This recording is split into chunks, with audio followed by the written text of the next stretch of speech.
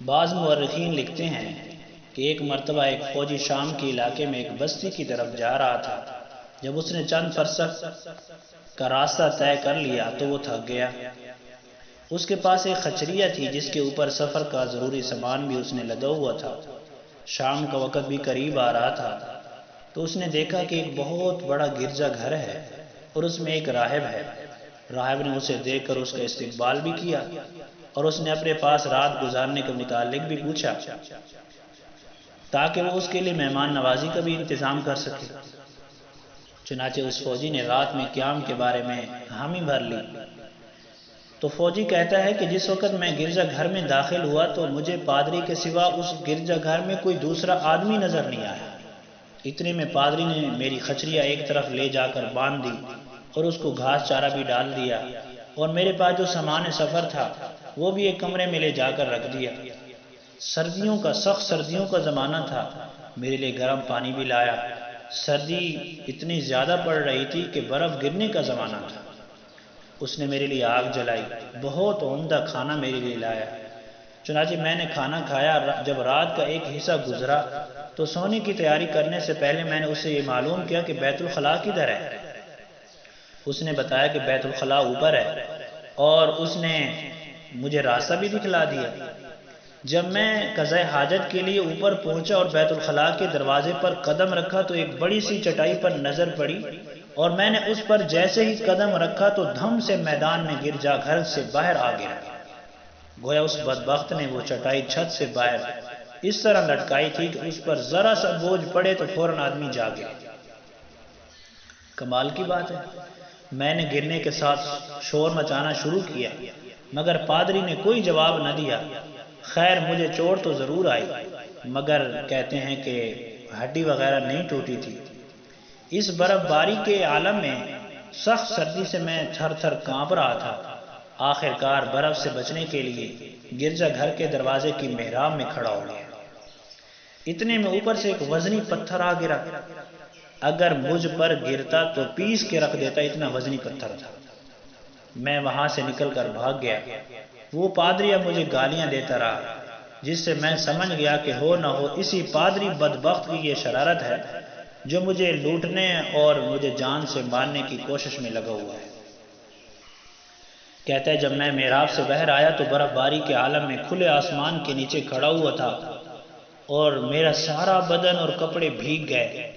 تب میں نے سوچا جان بچانے کی کوئی صورت اختیار کرنی چاہیے ورنہ میں تو صبح تک اکڑ کر مر جاؤں گا۔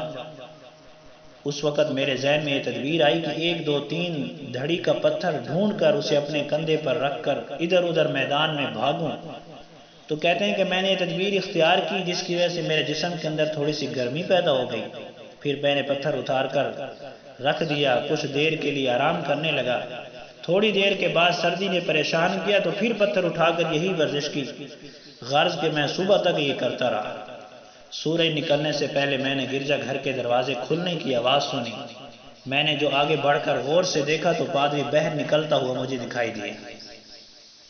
اس نے وہاں مجھے تلاش کیا جہاں میں رات کو بلائی منزل سے نیچے گرا تھا۔ جب اس نے وہاں نہ پایا تو پادری نے بڑبڑاتے ہوئے کہا، ارے وہ مسافر کہاں گیا؟ میں نے پادری کی بات تو سن لی۔ تو کہتے ہیں اتنے میں پادری آگے چلا اور میں اس کے پیچھے سے آہستہ سے گرجا گھر کے دروازے میں داخل ہو گیا اور کواڑ کے پیچھے کھڑا ہو گیا چھپ کے۔ پادری مجھے تلاش کر کر کر کے تھوڑی دیر کے بعد جب گرجا گھر میں لوٹ آیا اور آ کر دروازہ بند کرنے لگا، میں ایک طرف چھپا کھڑا تھا۔ جو ہی وہ پلٹا اور میری طرف اس کی نگاہ اٹھنے ہی والی تھی کہ میں نے خنجر نکال کر اس کو نیچے گرا کر اس کے سینے میں خنجر گھونپ دیا اور اسے ختم کر کے میں نے اطمینان کا سانس لیا۔ پھر وہ فوجی کہتا ہے کہ پھر گرجا کا دروازہ بند کر کے میں اوپر جو آگ سلگ رہی تھی تو میں اس آگ کو سینکنے کے لیے وہاں چلا گیا اور آگ کو سینک کر میں نے اپنے بدن کے اندر تھوڑی سی گرمی محسوس کی۔ تو پھر اس کے بعد گیلے کپڑے جو میرے بارش کی وجہ سے ہو چکے تھے، برف باری کی وجہ سے ہو چکے تھے، اپنے سامان میں سے دوسرے کپڑے میں نے نکالے، پھر وہ پہنے اور پادری کی چادر اوڑھ کر سو گیا۔ رات کا جاگا ہوا تھا، ساری رات بے آرامی میں گزری تھی تو مجھے بہت اچھی اور خوب نیند آئی۔ عصر کے وقت تک میں سوتا رہا۔ آنکھ کھلی تو بھوک لگ رہی تھی، اٹھ کر گرجے میں گھوما پھرا، باورچی خانے میں گیا تو کھانے پینے کا اچھا خاصا ذخیرہ مجھے مل گیا۔ سیر ہو کر کھایا، جان میں جان آئی، طبیعت میں نشاط پیدا ہوا۔ وہیں مجھے گرجا کے دیگر کمروں کی چابیاں بھی مل گئی۔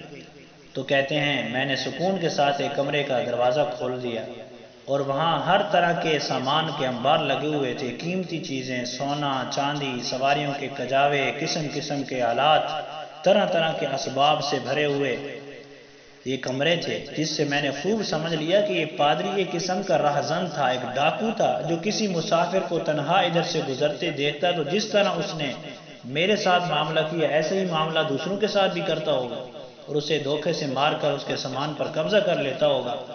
تو اب میں نے سوچا اتنے بڑے ذخیرے کو کس طرح یہاں سے منتقل کروں اور اپنے بارے میں ادھر سے گزرنے والوں کو شبہ نہ پیدا ہونے دوں۔ تو اچانک یہ تدبیر ذہن میں آئی کہ صبح کو پادری کا لباس پہن کر اسے پہن کر گرجے کے اوپر جاتا اور چھت پر ٹہلنے لگتا۔ نیچے سے گزرنے والے دور سے یہ سمجھتے کہ وہی پادری ہے اور قریب آتے تو میں پشت کر کے دوسری طرف چلا جاتا۔ اسی طرح چند روز گزارنے کے بعد میری حالت کا پتہ نہ چل سکا۔ اس کے بعد میں نے تلاش کر کے جو ہے نا 2 سواریاں خرید لیں اور اس پر اپنا قیمتی سامان جو ہے نا میں ایک کرائے کے مکان کے اندر منتقل کرنا میں نے شروع کر دیا۔ تو پہلے تھوڑا تھوڑا سامان جتنا میرے پاس اس معمولی سواری پہ میرے خچریہ پر یا دوسری سواریوں پر مجھ سے منتقل ہونا آسان تھا میرے لیے، تو میں نے وہ منتقل کرنا شروع کر دیا۔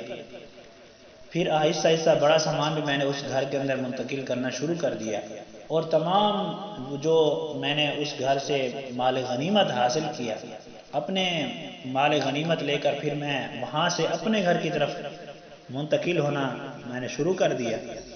کہتے ہیں کہ میں مال غنیمت لے کر اپنے گھر آ گیا، سامان کافی قیمتی تھا اور کافی تعداد میں تھا۔ تو کہتے ہیں 80,000 دراہم اور کافی اشرفیاں اور بہت ہی نفیس و قیمتی سامان میرے ہاتھ آیا اور میں نے اس میں سے قیمتی سامان زمین میں دفن کر کے چھوڑ دیا، جس کی آج تک کسی کو خبر نہیں ہوئی ہے۔ تو یہ دیکھیں اس واقعے سے ہمیں یہ سبق ملتا ہے کہ لالچ بری بلا ہے، لالچ بری بلا ہے، اور اس قسم کے جو ہے نا اپنا روب، اپنا رویہ، اپنی شکل و صورت اس طرح کے بنا کے کچھ لوگ راہزن بنے بیٹھے ہیں، ان سے باخبر رہنا چاہیے۔